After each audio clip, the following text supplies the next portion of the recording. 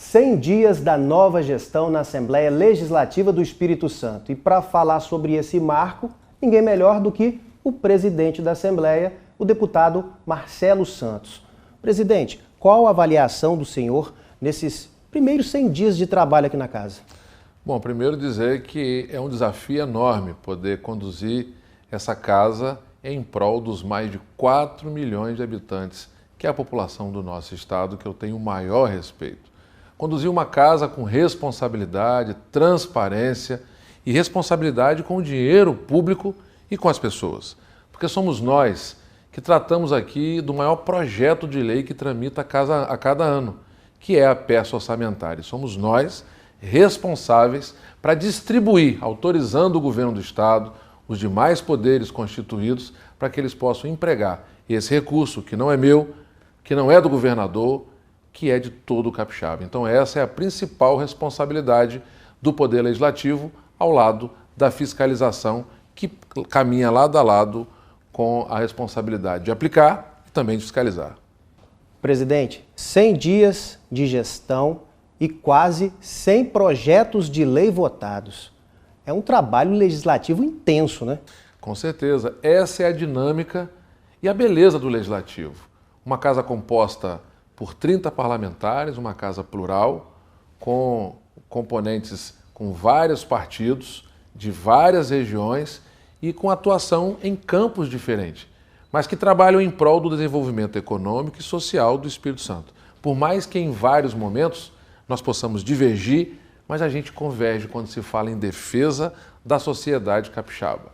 Quase 100 projetos em 100 dias e mais de 600 matérias tramitando na casa, apresentada pelos colegas parlamentares, que visa naturalmente defender o interesse da sociedade e, na verdade, também corrigir ou provocar um debate que visa o interesse público. Matérias importantes que nós votamos aqui, por exemplo, encaminhada pelo governo do estado, que a gente desburocratiza, por exemplo, o FUNPAES, e para quem não sabe o que é o FUNPAES, é o Fundo de Investimento na Educação. Ele era burocrático, nós desburocratizamos, aprovamos, e o governo agora vai transferir diretamente, através de transferência voluntária, recurso para 78 cidades para que eles possam investir mais e melhor na educação dos nossos filhos, dos nossos netos, das futuras gerações. Também fizemos uma ação importante e inédita no país. O governo encaminhou para cá o Fundo Cidades, com prevenção de desastres naturais, o único no país. Nós devolvemos essa matéria aprovada ao governo numa velocidade ímpar, menos de 3 minutos. Sabe por quê? Porque antes da matéria ser votada, ela chega no plenário e os parlamentares fazem leitura dela antes de votar. E aí nós fizemos com que esse recurso pudesse chegar, e já chegou às cidades, para que eles possam fazer ações, promover ações, projetos e obras, visando prever o que acontece, por exemplo, quando as fortes chuvas caíram no município de Iconha, caíram no município de São Mateus. E como é que o agente político consegue enfrentar isso? Sozinho, com a sua arrecadação, ele não tem perna e nem tem braço. E aí o braço do Estado chega com a aprovação da Assembleia Legislativa, garantindo investimentos importantes nessa área. Marcelo, como você disse, esse ano, graças à Assembleia, várias obras importantes foram aprovadas aqui no Espírito Santo. Você acredita que isso é fruto da boa relação com o governo do estado e os demais poderes? Com certeza, né? Na verdade, à frente da Assembleia Legislativa, como eu disse no começo, transparência, responsabilidade e harmonia.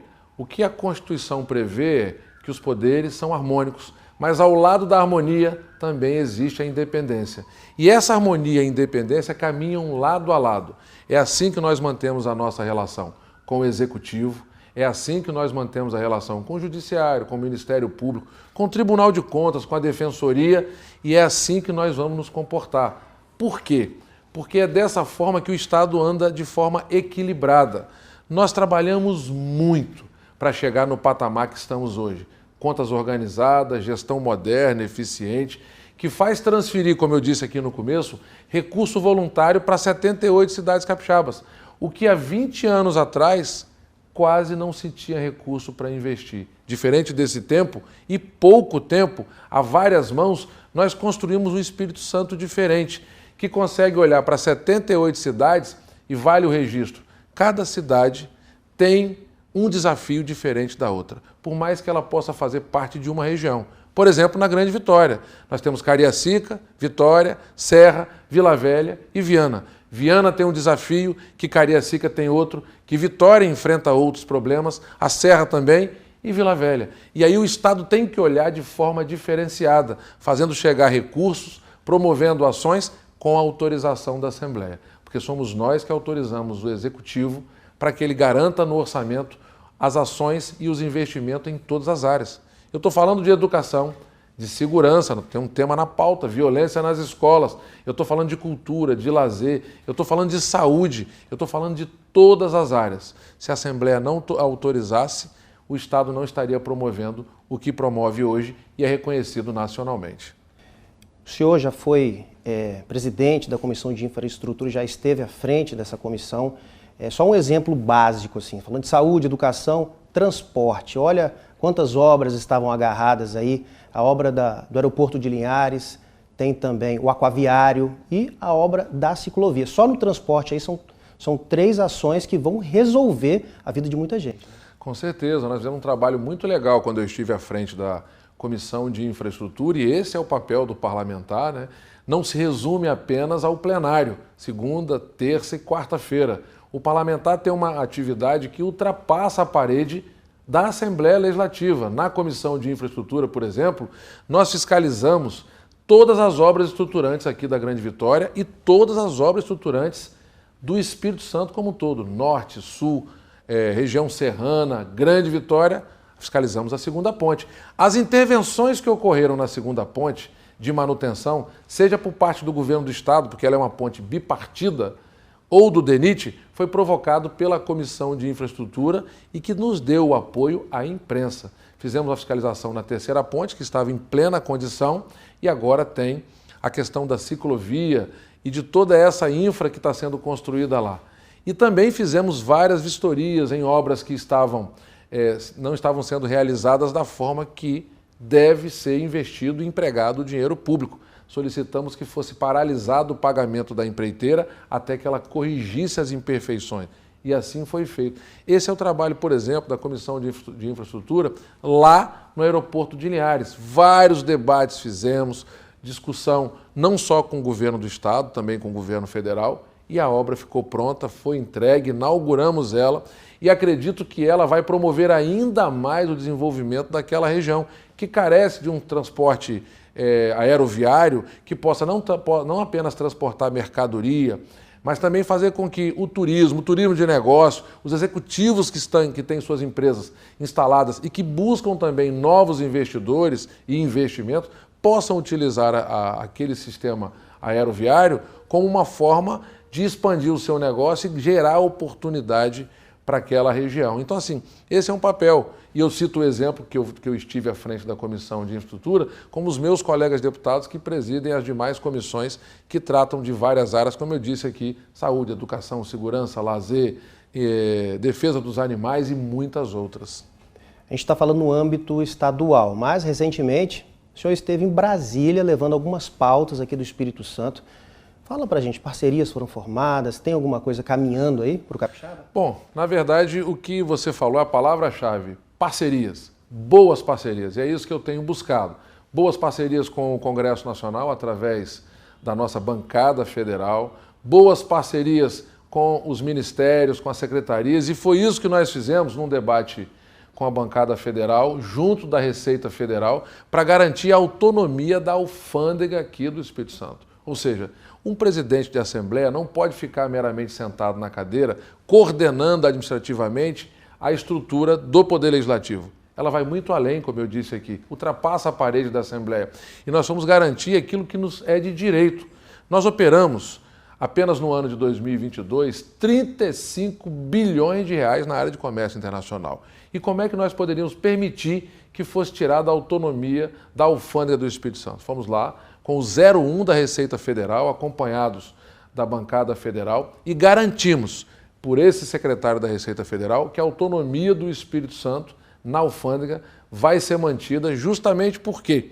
Porque nós temos uma capacidade, e é da nossa da nossa população a área de serviço, de comércio, a área de comércio internacional. Criamos o Fundap, que tentou ser copiado país afora e não deu certo, mas o Espírito Santo, com a sua expertise, consegue fazer um estado tão pequeno garantir que entrem e saem tantas mercadorias pelos nossos portos e terminais. Por isso, a autonomia da alfândega foi de fundamental importância, a garantia dela, e nós conseguimos isso.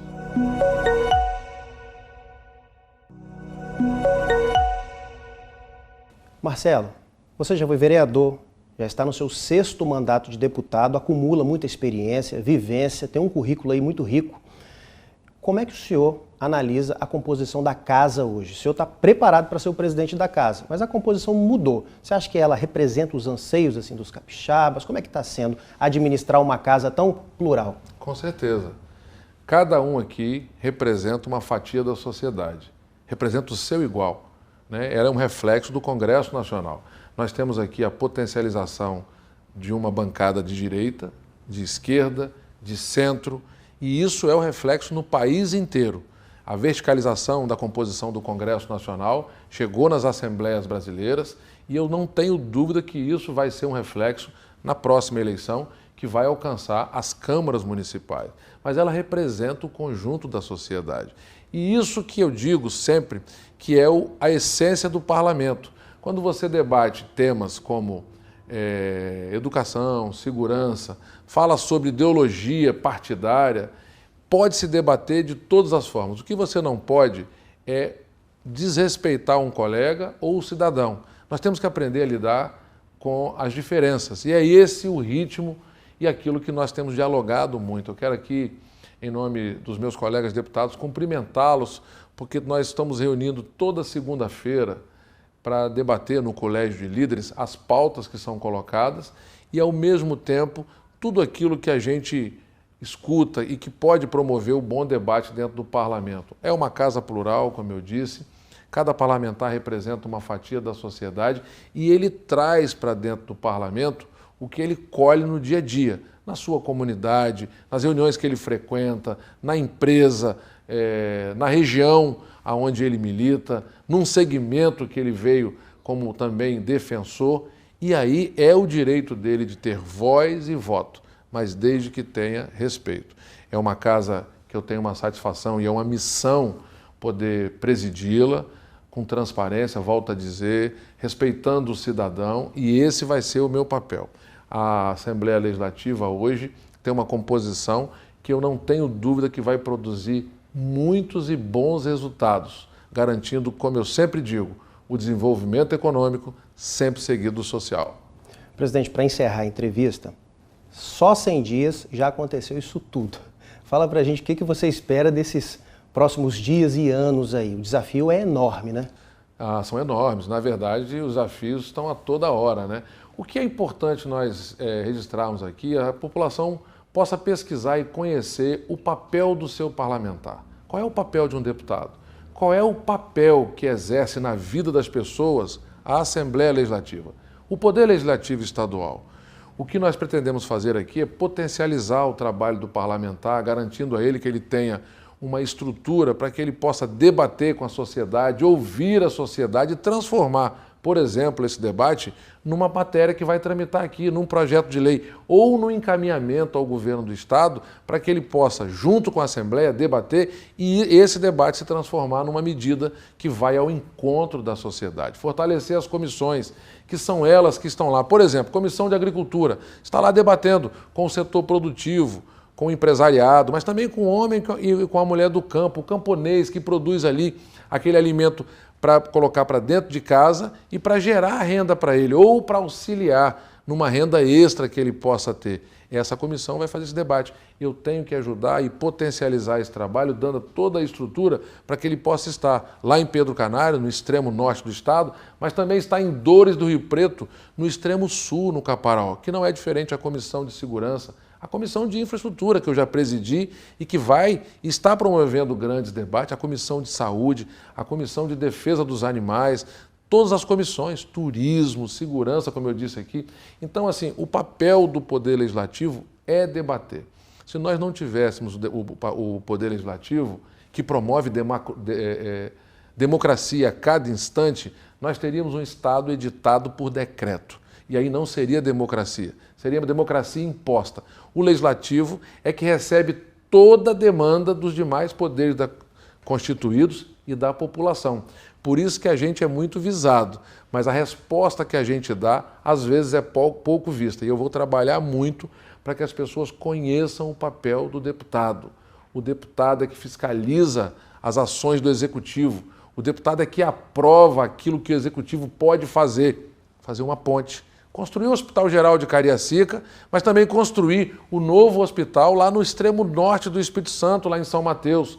Garantir com que rodovias importantes sejam reabilitadas. Reabilitar é você fazer uma reforma geral nela e construir nova rodovia. Fazer com que uma região possa ter acesso a outra, e há muito tempo não se garantia esse direito do cidadão, e aí a Assembleia promover, e talvez não esteja previsto isso no orçamento, incluir na peça orçamentária através de emenda que tem um recurso necessário para contratar um projeto e para contratar uma empresa e essa obra sair do papel e se tornar realidade. Esse é o verdadeiro papel do parlamentar: legislar, votar, fiscalizar, mas acima de tudo, defender o interesse da sociedade capixaba. Obrigado, deputado Marcelo Santos. Eu que agradeço. Presidente da Assembleia do Espírito Santo, dando a entrevista sobre os primeiros 100 dias, dessa nova gestão.